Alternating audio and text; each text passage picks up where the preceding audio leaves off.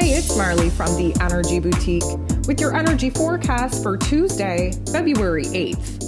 So today, the moon is still in Taurus energy. We are going to have our very first quarter moon in Taurus, which we'll talk about here in a second.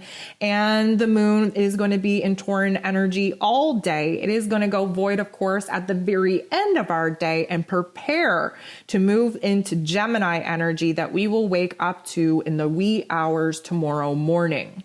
So the moon in Taurus, again, is low, is slow, is grounded, focused on our physical realms, focused on self-love, on what it is that we emotionally need to feel safe and secure and grounded in our lives.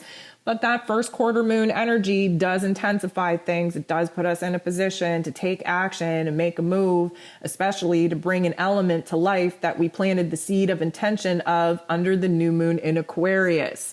This is our very first test, so to speak. So before we actually have our first quarter moon energy peak, we have the moon squaring with Saturn. Now, this is a little bit of a negative Nancy vibe. We left yesterday off on a very high vibe. We were challenged by the universe. We rose to that challenge. We spoke out on what it is we wanted, needed, desired. We had our message received. We had it validated. We were feeling good. But what happens after we take a step forward? Those darker force energies try to suck us back in. Suddenly, negative Nancy takes over, and suddenly we feel bad for asking for what it is that we want, need, and desire. Suddenly, we feel guilty for implementing those boundaries. Suddenly, we start speaking fear into our vision and into our dreams. Now, the Saturn energy tends to kind of weigh us down. We are a little bit weighted with the roles and responsibilities that we have. We are a little bit not wanting to conform to certain patterns and behaviors that the outside world is asking of us. We are also really just feeling the weight of our commitments that we would rather not be committed to right now. And it can feel a little bit overwhelming, especially where the moon in Taurus kind of wants us to stay at home and stay in our comfort zones. If we've made a previous commitment that takes us outside of our homes or puts us in a situation that we don't feel safe or stable in, we can feel the dread, we can feel the weight just kind of crush us if we're not careful.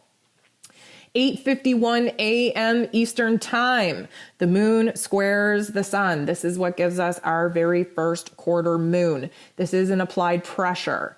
We have an overlap between recognizing our old emotions, our old thoughts, our old sense of self. And of course, the sun is illuminating where it is that new things need to be built, that new approaches need to be taken. We have the sun in Aquarian energy trying to have us focus on the future. We have the moon very rooted in the past, and we have the Taurus energy that would rather just sit down in this present moment and not look at the past and not look at the future. But guess what? We're being asked to take an action to make a change, because if we want what it is we've been dreaming about, we have to make a change. It's just not going to be handed to us. We have to do something about it. And that requires us to boss up. It requires us to get safe and secure within our own self, seeing the worth and value that now Venus being in a retrograde had exposed to us, because Venus rules over this Taurus energy.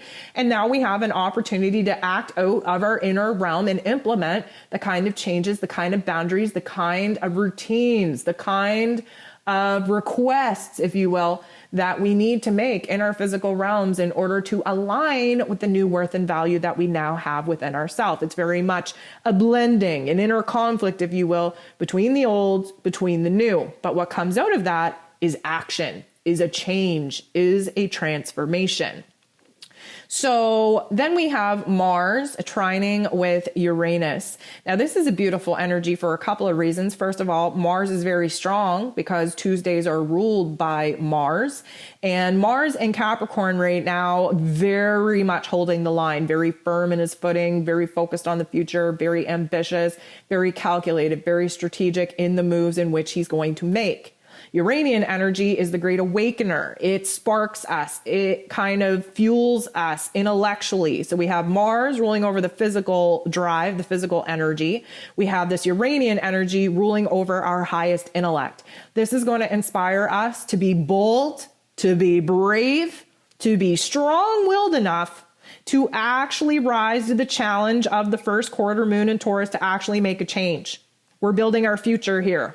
We're recognizing this is an opportunity to create something new, and we are 100% going to take it. We're supported by this vibration because the moon is going to bump into Jupiter in the most positive of ways. Now we're thinking about, oh my goodness, what do I actually want? If I have the boldness and the bravery to actually stand up for myself now and implement new boundaries and put myself first, what is possible for me? I want more of this. I want more of that. I want more love. I want more money. I want more stability. I want more grounding. I want more, right? We're optimistic. We have what we need within ourselves to get it. We're pumping ourselves up. We're like our own freaking cheerleaders and hype girls at this particular point. We are fueled up. We are fired up. We are futuristically focused. And now we're recognizing that, guess what? Looking to the future ain't so bad. Standing in your power in the present moment to implement a boundary, to create something new that's going to benefit us in the future isn't so bad. Let's do more. So the moon sextiles Neptune. This is a beautiful, beautiful freaking energy because it allows us to move into la la land. It allows us to be imaginative about what we can do standing in this power. It allows us to align with our intuition because we're pumping ourselves up. We're speaking from our higher selves, our higher truth, and it feels good. But here's the thing, just as we take one step forward, just as we enlighten ourselves, just as we take that power, see what is possible when we stand in our power, those darker force energies are going to suck us back. The moon semi-squares Chiron, the wounded healer. And let me tell you, suddenly we start speaking fear into our plans again. Suddenly we start feeling bad for the boundaries that we just implemented. Suddenly, we're feeling hella insecure about the choices that we've made. We almost feel like the dream that we just conjured up is too big of a dream and we should feel bad about it. But we're not going to sit in this funk for too long. The moon is going to trine Mercury. Mercury, again, just coming out of a retrograde, now is direct, going to take him some time to get the fogginess out of his mental plane. But the moon trining Mercury, we're almost getting our heart and our head back on the same page. We slipped, okay? We slipped. Chiron made us slip, but now we've regained our stability. Now we're talking very confident, very clearly between our heart and our head. We're rationalizing. We are projecting our plans moving forward. Again, Mercury being in Capricorn, we're futuristically focused on our goals, on our ambitions. We're being calculated, logical, and practical in the strategy that we have to take in order to get us there.